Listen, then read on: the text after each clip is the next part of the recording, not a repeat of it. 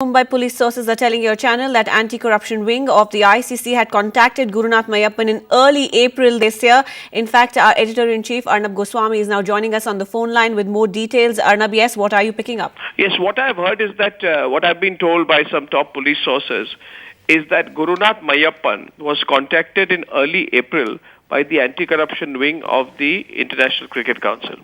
They called him to tell him that they have heard about the contacts that he was keeping, and presumably aware of his high-profile connections, the fact that he was the team principal of the Chennai Super Kings, and also the son-in-law of Srinivasan. They didn't want any trouble to come to him.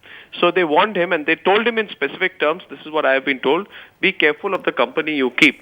Now, as you would be aware, and our viewers would be aware, there was a sweep done before the IPL as an attempt to ensure that no dubious characters enter the IPL. So what we can confirm is that there was a person, I'm not sure if the name of the individual, I'm not going to put it on record yet, but I have been given the name of an individual who got in touch with Gurunath Mayappan and told him, which raises two or three fairly critical questions.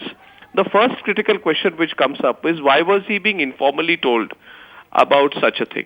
Was that the right format? Was he being told informally because the ICC did want to embarrass him, did not want to put things on record, just wanted to, try and tell him informally so as to ensure that Srinivasan did not come under any pressure? The second thing which is not clear is that did Gurunath share this information with his father-in-law? It's not clear whether he did. I have no details to confirm that. But Gurunath Mayappan got a warning, and he was told to be careful about the company that he keeps in early April. Now, all this, despite it, did Gurunath Mayappan continue to be in touch with Bindu Dara Singh? Was there a formal communication to this effect? Was there a response from Gurunath? Did Gurunath, despite this warning, go ahead? Was he obliged in any form to help Bindu Dara Singh? I am told by our Mumbai police sources that Bindu Dara Singh is singing like a canary. And a lot of information is coming out right now.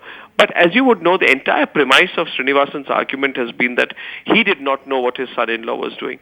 What comes out from this information is that his son-in-law knew that he was under a watch. And despite that, his son-in-law continued to interact with these dubious characters and continue his, cricket betting and punting business. This raises some very serious questions over why Gurunath continued this activity, and whether he shared this information of the ICC phone call with Srinivasan. He might well have kept this information away from Mr. Srinivasan, but it will be fitting right now at this point of time to ask the ICC the following questions. Question number one, do they confirm that they got in touch with Gurunath Mayappan? Secondly, if they got in touch, did they get in touch on record?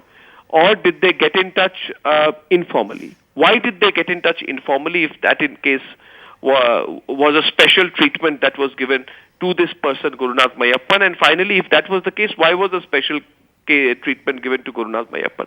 So a lot of questions now come up, but what I have now is that the ICC was in touch with Gurunath Mayappan. Will the ICC confirm this? We would expect them to, but I wouldn't be sure if they would, because the ICC has been behaving more like a press release division of the BCCI.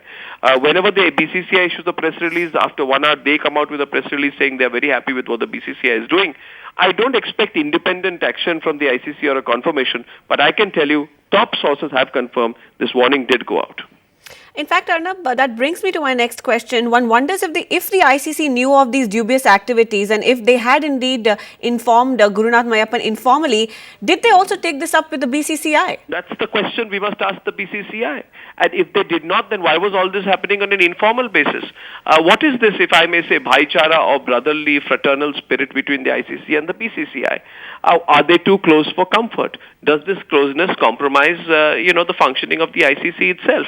Did they tell the BCCI? Actually, the logical thing, which is why your question is so relevant, is that if they did informally tell Gurunath Mayappan, why did they not formally tell?